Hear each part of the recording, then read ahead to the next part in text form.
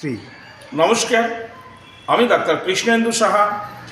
বিগত মাধ্যমিক পরীক্ষার মতো আপনাদের কাছে উচ্চ মাধ্যমিক পরীক্ষার আগে পরীক্ষার্থীদের কী ধরনের সমস্যা এবং তাতে অভিভাবকরা আতঙ্কগ্রস্ত হয়ে পড়ে। জীবনের এটা দ্বিতীয় পরীক্ষা।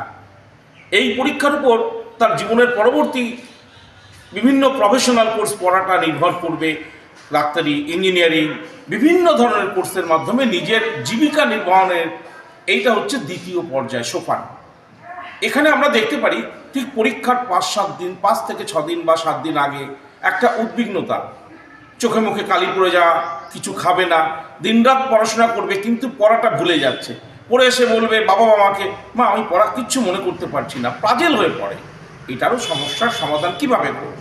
আমরা যে পড়াটা অতিরিক্ত চাপ নেবে না সেই সময়, সাধারণভাবে পড়াশোনা করে যে কোশ্চেন অ্যান্সারগুলো করবে সেগুলো নিজের মেমোরিতে রিকল করবে, রিক্যাপিচুলেট করবে।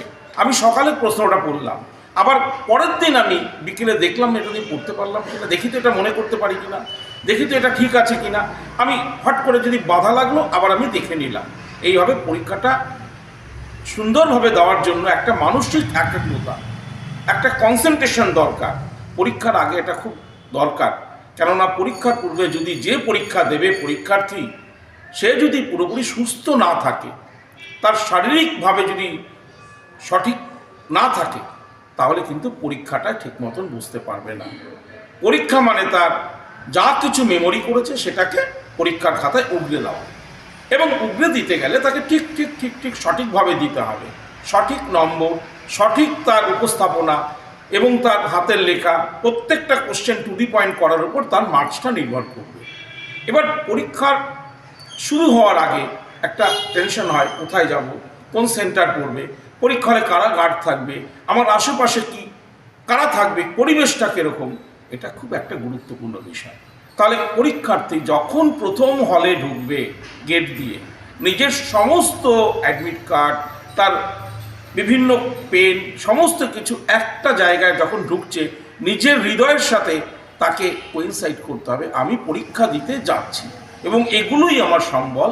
এবং ধীর স্থিরভাবে একাগ্র মনে কোনো দিকে কিছু না দেখে নিজের মনোনিবেশ করে পরীক্ষা হলে ঢুকবে।